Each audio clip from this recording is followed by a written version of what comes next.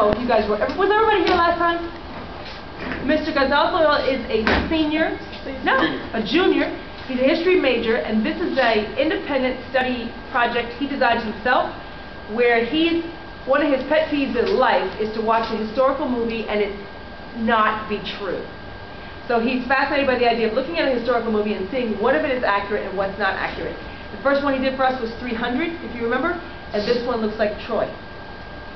All right, now I'll shut up. Thank you. Well, good afternoon, everybody. I'm Kareem Gonzalez, and like Dr. Gaines said, I'm doing my second presentation of this time on the movie Troy. First one was 300, like she said, and I'm pretty much going to do the same thing. I'm going to analyze this movie for you and tell what was right with it and what was wrong with it.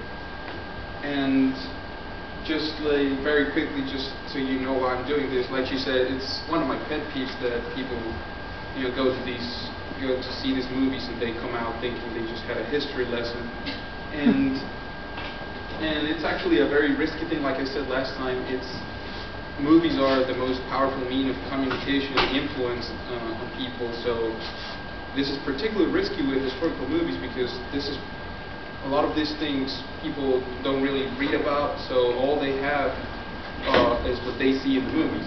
So, unconsciously they might take that stuff for granted as if it was true, and it's really not. So I think that's like, that's the job of a historian, basically. So that's what I'm trying to do here.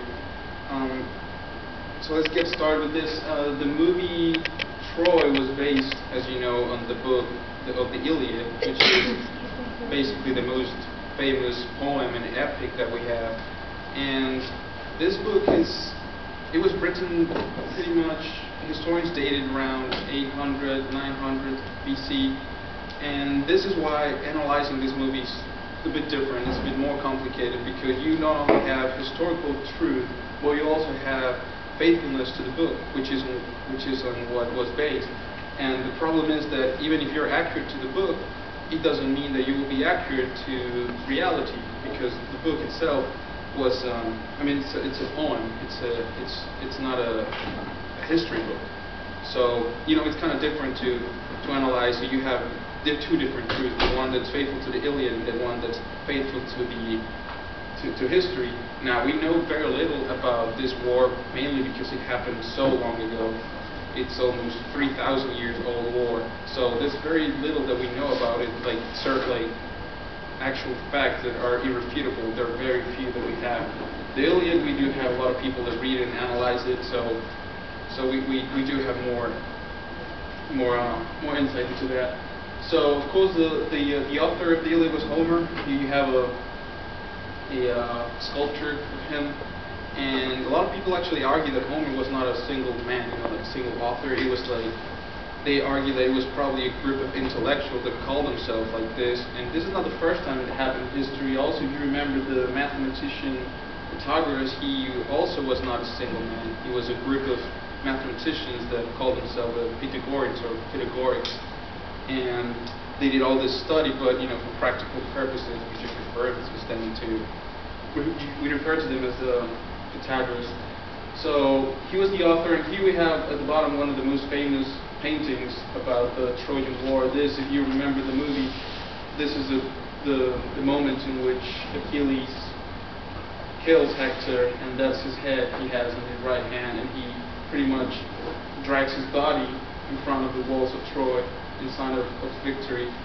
So this is classical. This is the work that pretty much most of you probably read about in high school and even before that, because this is such an important piece of literature in Western culture. So, of course, before we jump into the actual movie, like I said before in my last presentation, these wars don't just happen out of nowhere. They just don't come up like that. There's a background, there's a path that leads to them. So I'm going to give you some background of how was the world like before the Trojan War. And this is a map. Maps are always helpful, and in this case, a map will suffice to explain why the war actually happened. So here we have a map of southeastern Europe and part of what is Asia. And this is the Aegean world. It's called Aegean because of the coast you see in the middle of the Aegean Sea, which is part of the bigger Mediterranean Sea. And what you see in this map is here. What you see in this map is here you have Mycenae. This is the Greek city-state that actually went to war with Troy, which is up here in the right corner, in the red circle. And like I said last time, at this point in history there was not such thing as Greece as a country, so you have to be very careful when you refer to this city-state, because there was not such thing as Greece or Greek citizens.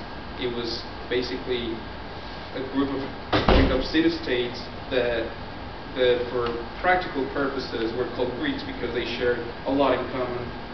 A lot like they shared the same language, the same territories, the same gods, and even the same government system. So that's why we just put them together under the name Greeks. But there's a distinction between Athenians, Spartans, Thessalians, Mycenaeans, Minoans, and Trojans, and many others that are out there. So in this case, Troy was pretty much another Greek city-state. So it was not like a war between countries. It was not the country of Troy versus the Greek country. It was pretty much, I guess we could say it was a civil war, because in the end they were pretty much alike, and they just had their difference, which I'm going to explain in a second. So this is pretty much where the war took place, and up there in the top right corner, that's where the city of Troy is. And you might ask yourself, how do we know of this city? How do we know of Troy?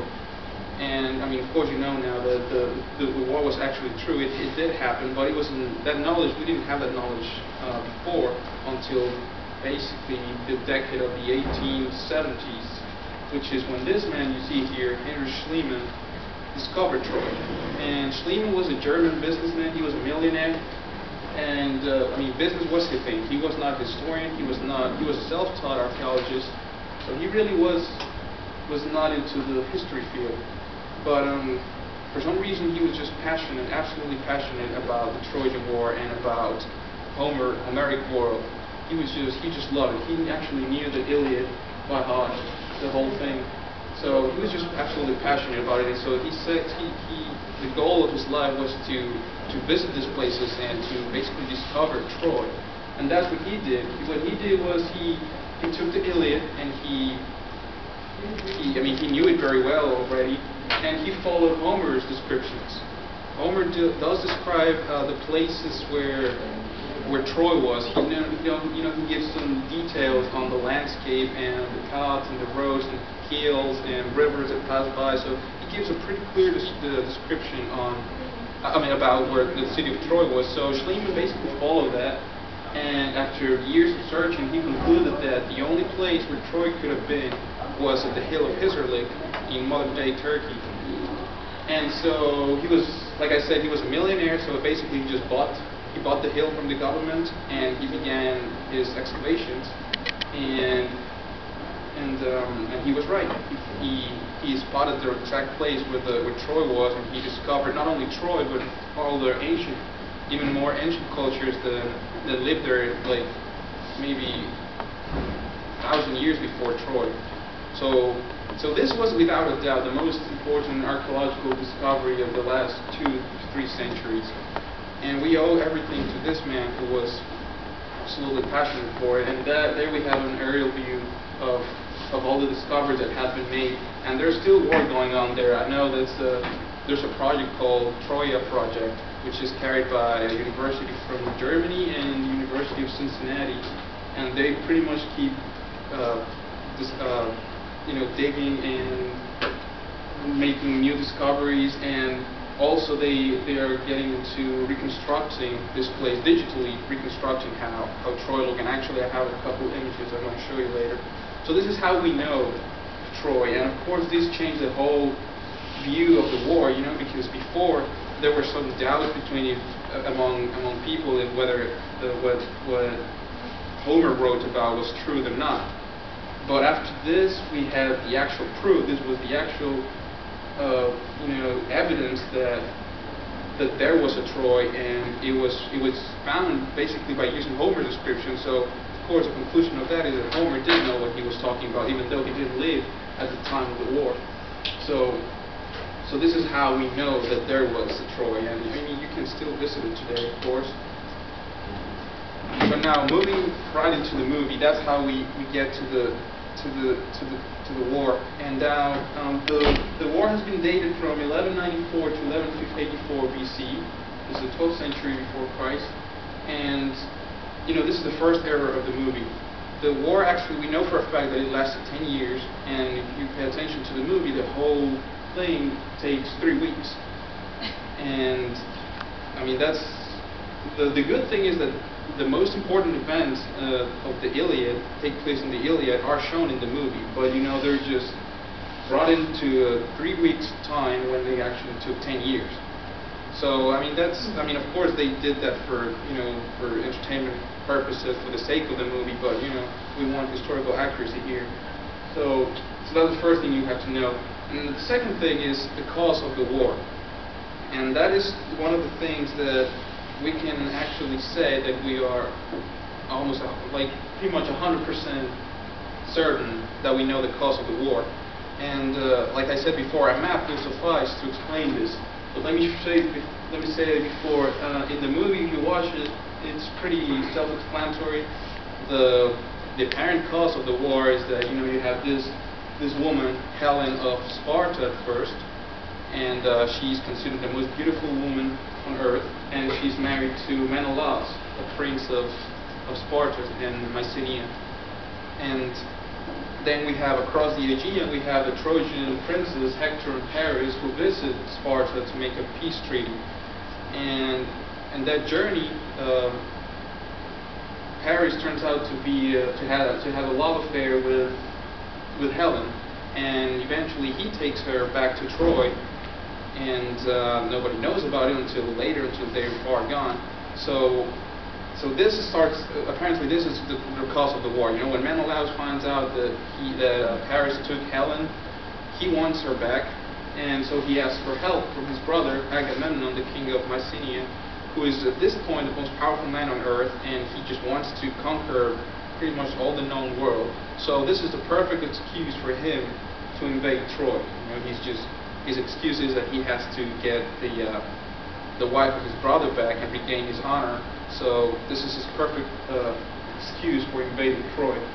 But that is the case in the movie, but that's not even accurate with the Iliad. In the Iliad, what really happened is that because in the movie you kind of conclude that she left with Paris because Menelaus is just a really bad husband. His opinion is a very old, ugly man who is drunk. And he's pretty much a really bad husband. So Helen suffers because of that. So she'd rather go with Paris, who is a young, handsome guy who's he's a prince of Troy and he's a gentleman. So you kind of conclude that that's the reason. But in the Iliad, that's not the case. What really happened in the book is that there was a contest among the people and the goddesses, and the gods and the goddesses, which I will explain later. And pretty much Aphrodite, if you know about her, she promised Helen to Paris if he would pick her as the most beautiful of all the goddesses. And so he does that, and Helen was his prize, pretty much. So that is the reason why she goes with him, not because she doesn't like Menelaus or anything else, anything like that in the movie. So it's not. So the movie's not accurate to the book, but historically, we actually know the cause of the war. And here's when I'm going to go into the map that I told you about. As you can see here, I have a map. This is Greece, this is modern-day Turkey, and this is the Mediterranean Sea right here, and this is the Black Sea. Now, if we need some historical thinking at this point. This is 3,000 years ago, and we have this very powerful king, Agamemnon, who wants to pretty much rule the whole world. So for that, you need money, you need political power, and you need military power. He had political power. He was the king, the undisputed king of all Greece. He was the warlord of all of Greece, and he also had all the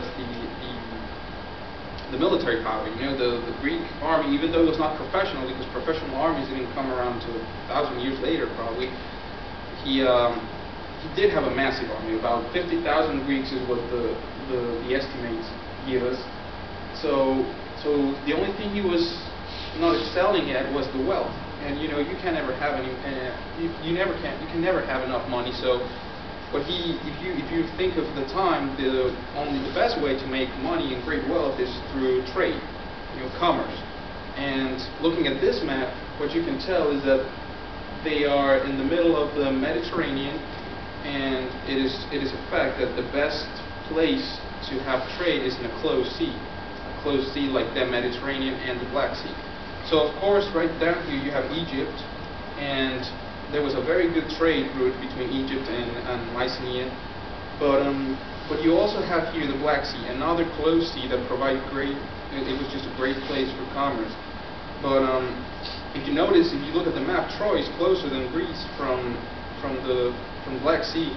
And let me go back to this map so you can understand.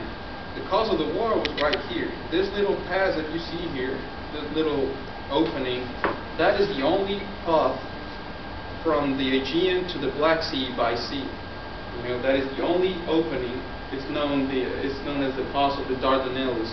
And this is actually this is also not only important in this war, but in other wars. This is one of the most important places, strategic places on Earth, because it's the uniting point between Europe and Asia. Is known as the Hellespont.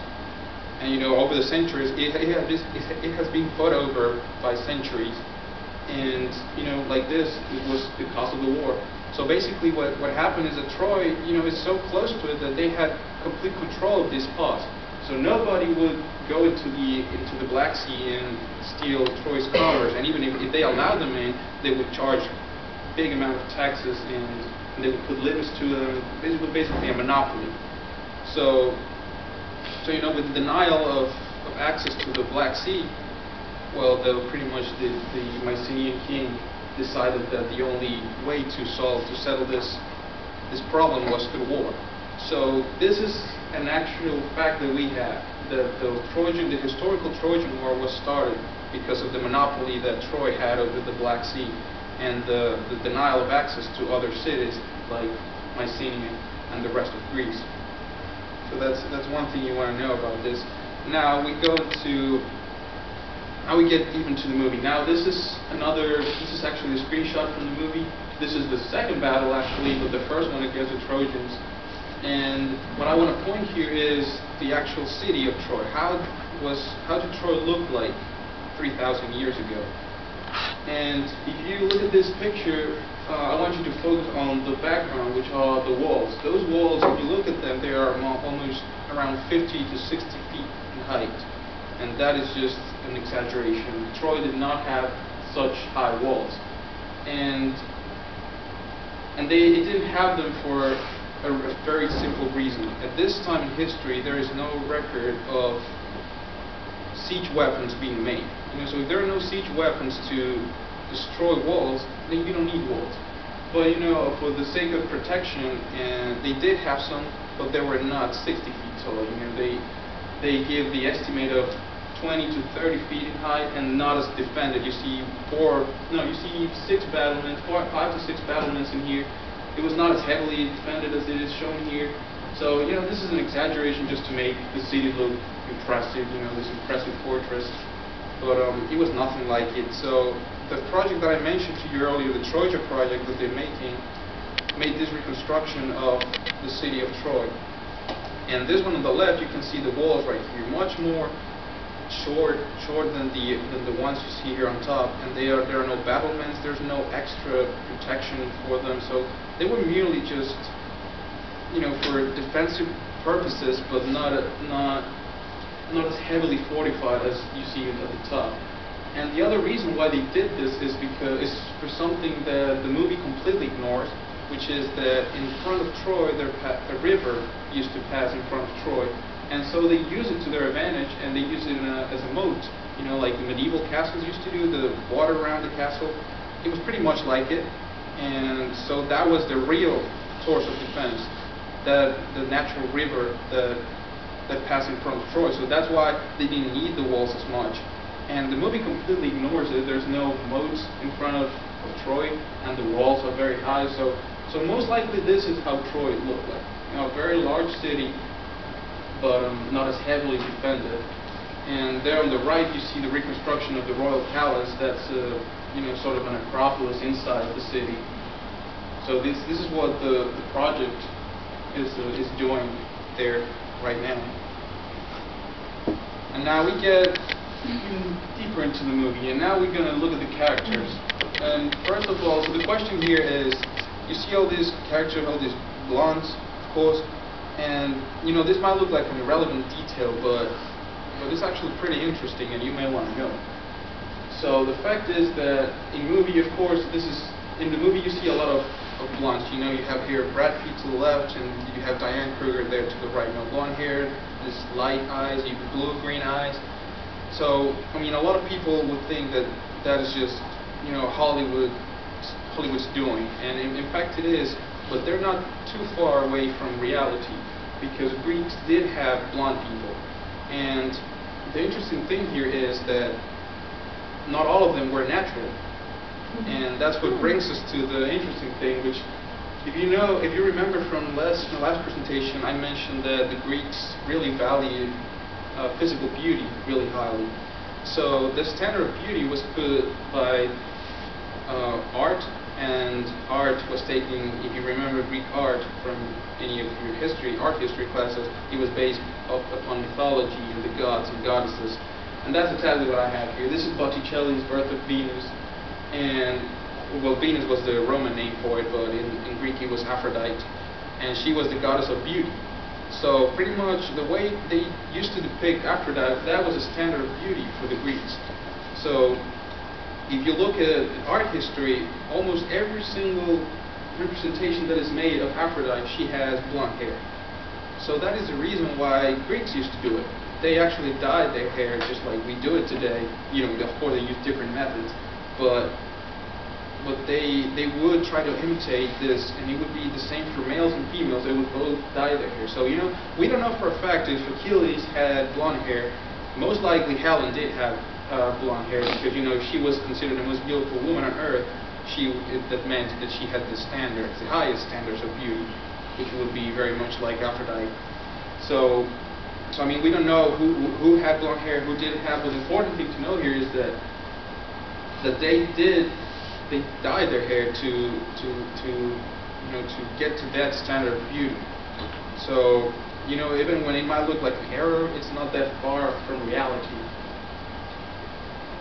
And now we get to the other thing that we also discussed last time, the panoply, which means the armor of the soldiers. Here you have, this is the screenshot of the very first battle of the movie. This is the guy that Achilles fights in the very first scene.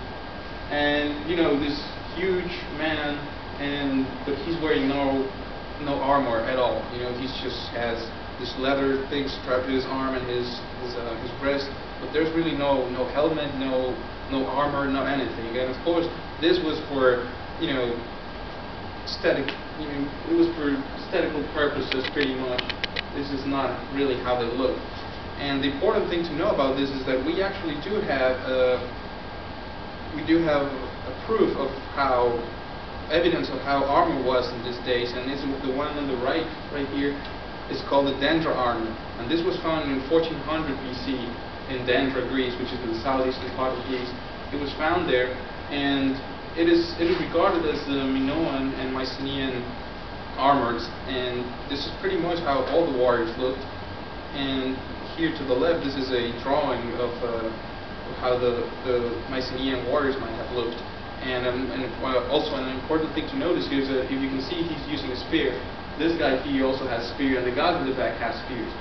So that is, you know, it's an interesting thing to know. The spear was the most important weapon at this time. The sword was not as important until the Roman legions became the masters of the battlefield. So before that, it was always pikes and spears, and that's what they used. And here at the bottom we have what remains of a painting that was on a Mycenaean base, and it also shows the warriors pretty well armored from their chest and wearing a helmet, of course.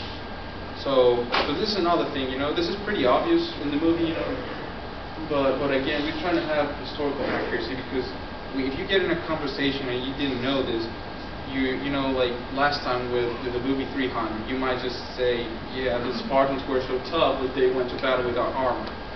But that's why it's important to know these things. And also, I want to take a look at women, because I did talk about them last time. I gave you 10 facts about Spartan women and how much they were unlike any other women in the ancient world. And in this case, this is actual footage from the movie. This is Briseis, and there are a couple errors here in the movie. The first one is that Briseis is, in the movie, she is depicted as the prize that Achilles gets for taking the beach of Troy. I mean, the first one ashore and taking the beach of Troy for the Mycenaeans. So she is her prize, and I mean that is not true according to the Iliad. According to the Iliad, she actually is Achilles' servant, but he got her from a previous encounter way before the Battle of Troy. And the important thing to notice here is that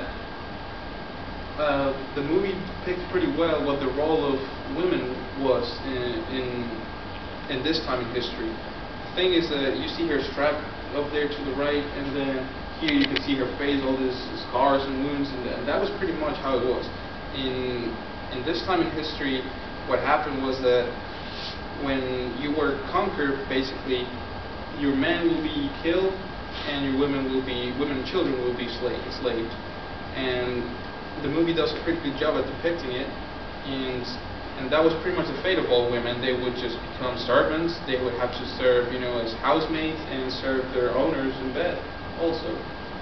So that's something that the movie does really well. And also another error of the movie is that this girl is depicted as being a priest of Troy, but she was not even from Troy. She was from somewhere else in Greece.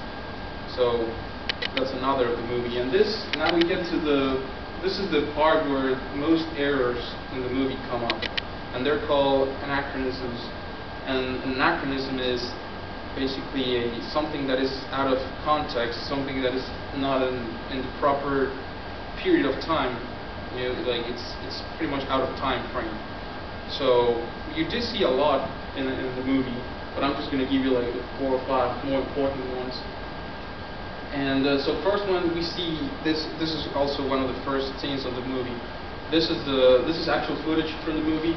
This is the invasion of Troy, when the 1,000 ships sailed from the Greek shores and they disembarked in Greece. If you look at the ship, this is called a trireme. I spelled it there for you. But this is actually not historically accurate, because if you remember this, the Trojan War took place in the 12th century BC. And this kind of battleship didn't come around until the 6th century BC. So they're 700 years ahead. And what happened is that these are the actual boats that were used by the Greeks. They were merely transports. This is a painting that we have that remains of the transports that they used. They really don't have a specific name. We just refer to them as Minoan boats. And Minoan culture and Mycenaean culture were very close together, so that's why we related to them. And these were not battleships; they served for transport. These ones up here, they were battleships. I'm not going to display how they function, but just so you know that they are off by almost 600 years. So that is one thing that you want to keep in mind. Now this is another anachronism, and there are actually 2 things that are wrong with this one. This guy is Patroclus from the movie. I'll talk about him later, but the important thing here is what you see in his eyes. Those are 2 coins that are put in his eyes. This is during his funeral after he was killed by Hector. So this is his funeral. They put 2 coins in his eyes. Now Greek culture was all about mythology and religion. So the story behind, the reason why they put coins on their dead was because of this legend, the legend of the Charon. The Charon was the ferryman of of the Greek, of the underworld, the world of the dead. And basically, the story says that there is a living world and there is the world of the dead, and it's separated by a river, the river Styx. And this is the man who would take the dead from the living world to across the river to the world of the dead. So, and he's called a Karen, but of course you have to pay to him for this service, sort of.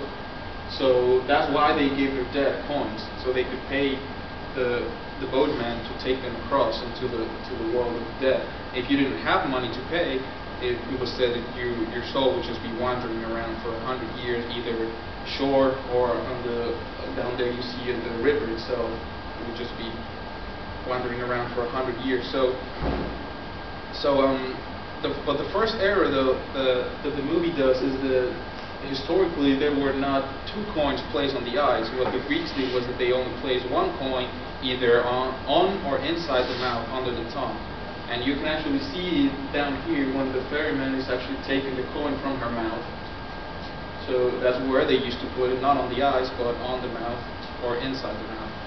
And so that's the first error. And the second error is the anachronism, is because the earliest coins that we know of are from the 6th century BC, not from the 12th century BC. So at this point in history, coins didn't even exist. So I mean, in Greek funerals, you wouldn't have seen coins at this point in history. But that's also good to know that it's out of time. Now moving into the characters, this is Agamemnon. This is a screenshot from the movie. This is the king of the Mycenaeans. This is the man who wants to take over the world. And the important thing to know about him is that, if you remember, in the movie he is killed after the Greeks break into Troy and start burning the whole city.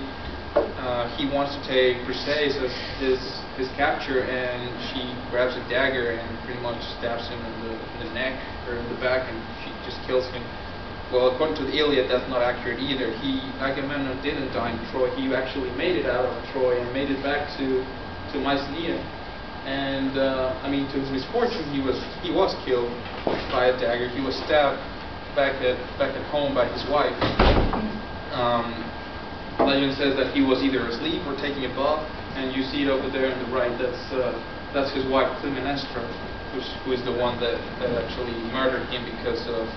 I mean, the reasons is that she was jealous of his love affairs in Troy and back in Mycenae. But that was the usual thing. Love affairs were thing in Greece. So the important thing to know is that King Agamemnon did not die in Troy like it's depicted in the movie. He died after, back at home. The same thing with Paris. Paris is the Trojan prince, which is actually in the Iliad. His name is Alexander. Homer wrote about him as Alexander. Paris is a name that would be given to him afterwards. This is a screenshot from the movie. This is the prince, and the opposite that happened to Agamemnon happened to him. In the movie, he is depicted as, they show him after Troy's been sacked. He actually shown escaping the city with Helen, and that was not true either. He actually died in Troy, the same way that he killed Achilles, which I will talk about later. And over there, at the right, that's a painting that I have that was made about the death of Paris. And what you see over there, of course, the man lying down, that is Paris, and the woman that you see in front of him, that was one of his love affairs. And according to Homer, what happened was Paris was wounded with an arrow, and he was begging this woman to heal him, to help him out, but she was very jealous of his love affair with Helen, so she decided not to help him, and she just let him die there. And so this is Paris' end in Troy. He didn't actually make it out of it, as you see in the movie, so that's another error. This man is another one of the anachronisms. Ajax is actually a very underrated character in the movie. If you read the Iliad, he's all over the place. He's one of the most important warriors, along with Achilles and Diomedes. He is described as a giant, as one of the best Greek warriors. And in the movie, he is killed on the first day. he's killed by Hector on the first day of the battle. So I mean that is not true either. He did die in Troy, but he was not killed by Hector. He actually committed suicide. And pottery, Greek pottery, tells the story. Over there at the top, that is Ajax preparing to commit suicide, and he just kills himself. And the reason for it is that after Achilles died, Ajax was a very close friend of Achilles. After Achilles is dead, he wanted to reclaim his armor. And you know, this might sound so silly, you know, to kill yourself because of over an armor, but you know, it was a matter of honor and friendship to him. So he didn't get the armor; it wasn't given to him, so he just committed suicide. So that's another thing in the movie. He was not killed in battle by Hector. He was actually suicide. And the last anachronism that I have is Achilles. Here this is another screenshot of the movie. And the thing with Achilles is that if you look at the movie, at the very end, when they break into Troy with the Trojan horse, he's inside the horse, and then once they're in front of the temple, they just break out of the horse, and they go out, open the gates, and Achilles runs out to find Briseis, his beloved Briseis. Well, that did not happen at all, because Achilles was already dead by the time the Trojan horse was built. Achilles was killed by Paris, and that is a very good scene in the movie. That is another screenshot that I have. He was killed by this arrow, and what I want to talk about this is that there's a very common phrase that is used referring to this event, and this is the phrase Achilles' heel. And there's also another part of it, which is Achilles' tendon, which is a medical, you know, that one is a medical term of a part of the heel, a tendon in the heel. But Achilles' heel, that is usually, it's a phrase that is usually, of course, it makes direct reference to Achilles, and it's used to describe a weakness. Somebody who's very strong, like almost invulnerable, and then you spot this weakness, and it's called Achilles' heel. And I mean, most people do know about it, but they don't know why the heel was his weakness. You know, you certainly don't die from an arrow through your heel, but Achilles did die, and so I'm going to explain to you why. The thing is that if you remember, I mentioned earlier the river Styx, which was the river that separated the living world from the death world, and that river had also had other characteristics, and one of them was that whoever got into the water of that river would be immortal, would be granted with immortality. And so Achilles was a semi-god. He was the son of a goddess and a mortal. And when he was born, his mother, Thetis, took him to the river Styx, and she put him underwater to make him mortal. However, the only part that didn't touch the water was his heel, because that's from where his mom was holding him. So that was the only part in Achilles that was not immortal. So, of course, in the movie, it is shown he's fighting these soldiers, and then Paris just comes and shoots the arrow, hits him in the heel, and kills him. According to the Iliad, that is correct, but there's a twist in it that I'm going to talk about, because it was not that Paris had pinpoint accuracy and just hit him in the heel. He didn't even know about this weakness.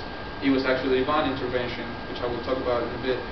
So that's what the phrase means. That's where it comes from. Achilles' heel is that one weakness from somebody or something that looks apparently invulnerable. So that's the error. Achilles was not, like I said, over there you have the Trojan horse when they're coming out of it. He was not there when it happened, unlike it is shown in the movie. And now another very important character is Patroclus, which I talked about a little bit earlier. This is the guy who played in the movie. This is a screenshot of the movie. And that's the first error. According to the Iliad, Patroclus was actually older than Achilles. He was young, a very young man who was learning from him, but in reality that was not the case. And Achilles and Patroclus were really good friends. That's another error of the movie. In the movie it says that Patroclus is Achilles' cousin, but he is not his cousin. He is his friend, his best friend. He's pretty much his closest companion. So up here we see, this is another painting from Greek pottery, that we see Achilles on the right, who is healing, wrapping Patroclus' arm after he's been wounded in battle. So this is a very close relationship between them. Over there, you see the death of Patroclus. He is indeed killed by Hector when he tried to impersonate Achilles on the battlefield, like you see in the movie. That is pretty well explained.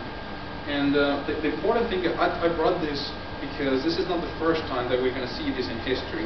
Of course, this relationship between Patroclus and Achilles, it was not, we don't know if they did exist like that, if they had that relationship, this is all based on the Iliad. But the important thing is that this translated into an actual case from which we do know about, and that is this one from 800 years later. That is Alexander the Great and his friend Hephaestion. This is from the movie Alexander. And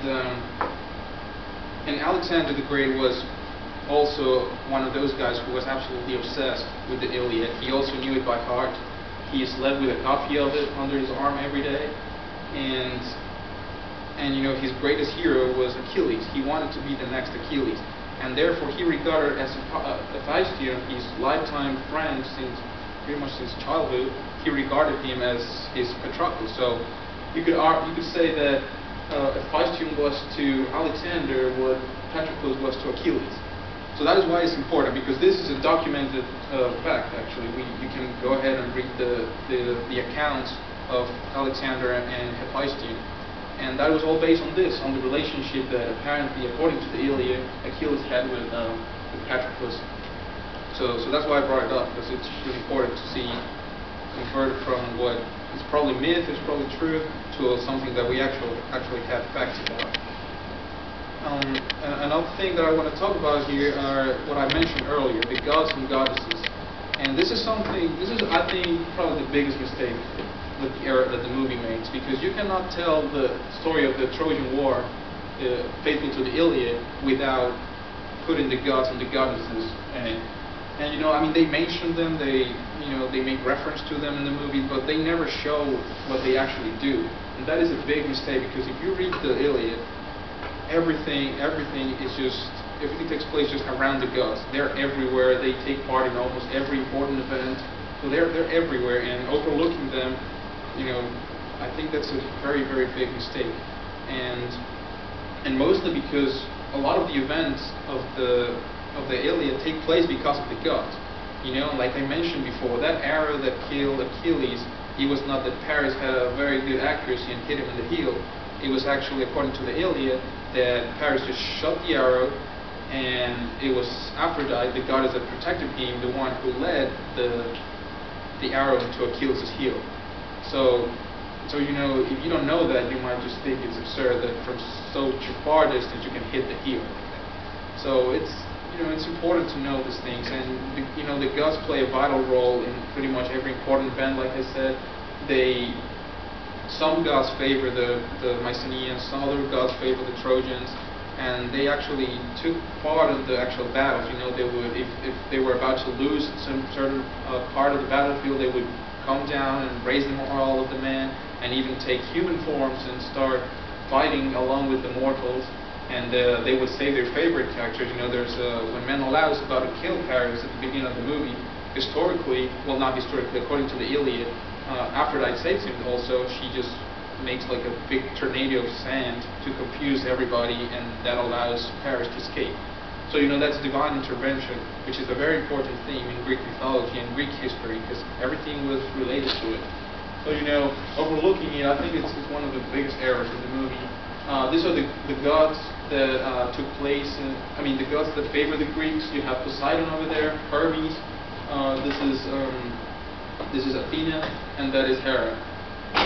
And we also have here the Trojan, the gods that favor the Trojan. We have Aphrodite here. You can see also the blonde hair here. That's Apollo.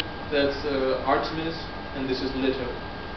And you might have noticed that Zeus is not here, and the reason why Homer actually explains why Zeus is not here is because he was the most powerful of the gods, and if he would support one of the sides, it would be way disadvantageous for the other side. So he decided to remain neutral and let the other minor goddesses take care of the business.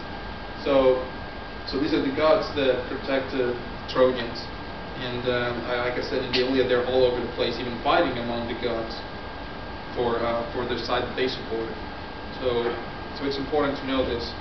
And also, this is one of the, I think this is one of the best scenes in the movie. You know, the director, he does a pretty bad job of depicting the big battles, but I think the individual combats are definitely great, and this is one of the best combats in any movie that I've seen, the one between Achilles and Hector.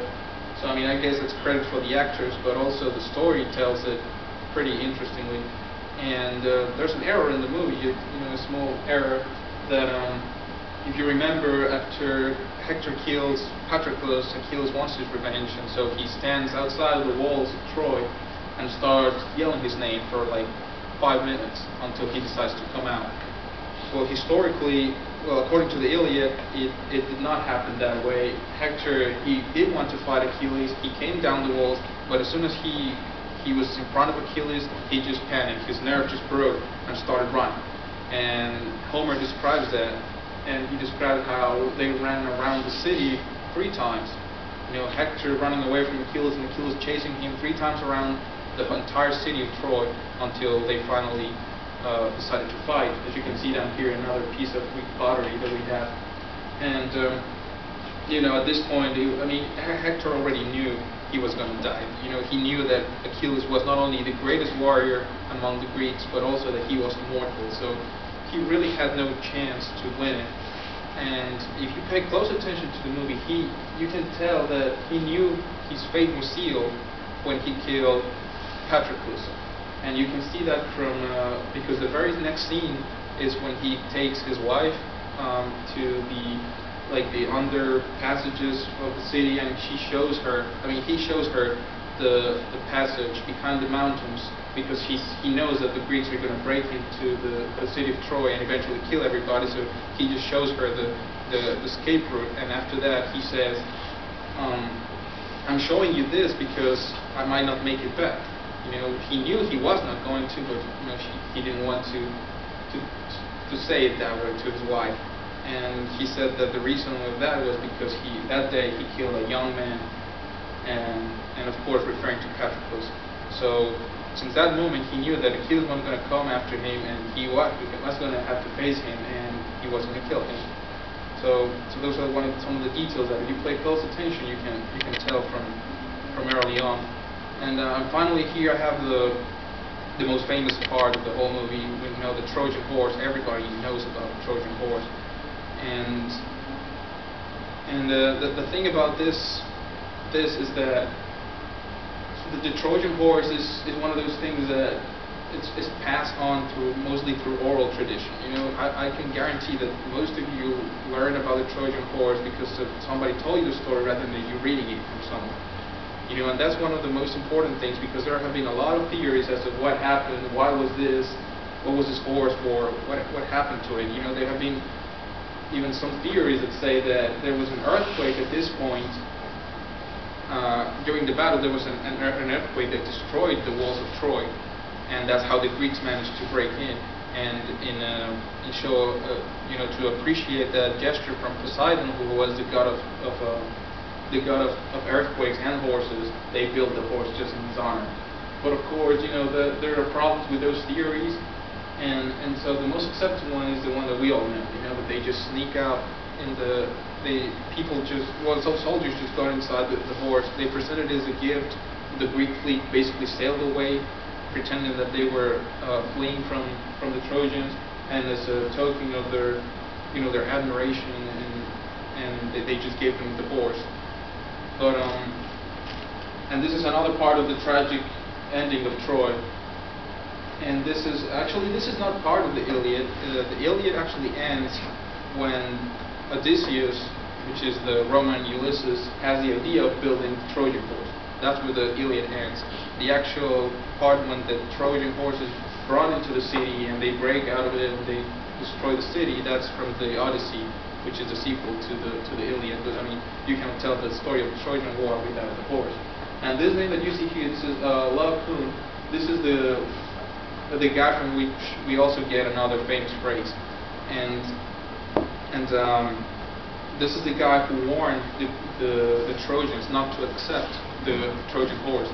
And he also, once they saw it, he actually suggested to burn it, but they didn't want to. They said, we cannot burn it. It's a gift to Poseidon. We have to take it to the temple.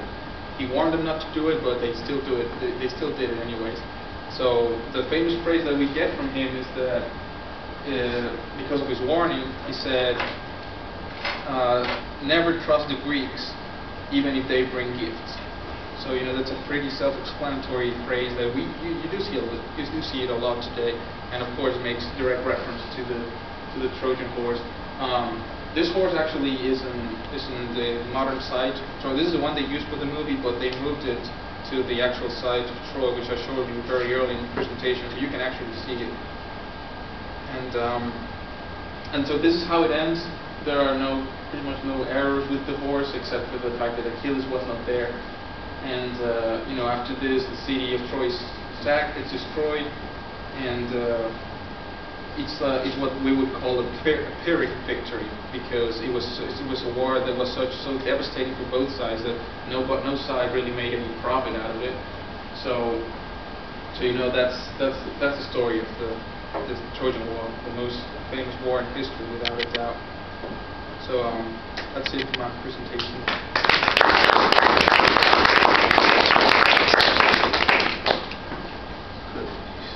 Any questions, suggestions, comments?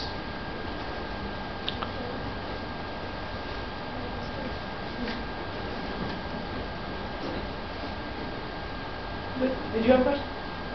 No, I said it was good. I like history. So. Has anyone seen this movie? Yeah. That's great.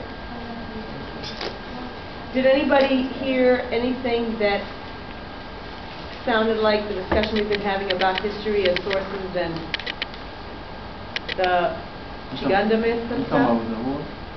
Could be the horse, I don't know. You talking about oral history? Uh-huh. Talking about the same thing as the horse? Right?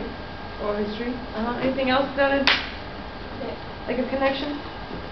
The Ilíada, when you were saying how they don't really know if it's based off of the truth, Right. they just know that it's a part of history, Right. kind of a part of history. Right. And in the book, it talks about their oral traditions doesn't really prove Right. that it's true. They're legends and myths don't prove anything Right. is true. So. What else is in the presentation he gave about history that would be very difficult to prove?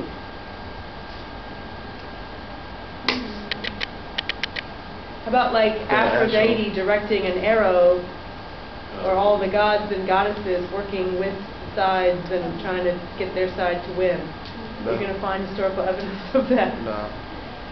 So it really isn't about But what you believe, it's about what they believe. What were you going to say? I was going to ask, doesn't that deal with the one idea of historical, what is it? Thinking. Yeah, historical thinking. Right, taking yourself out of your own concept. No, that was really good. Wait, I do have a question.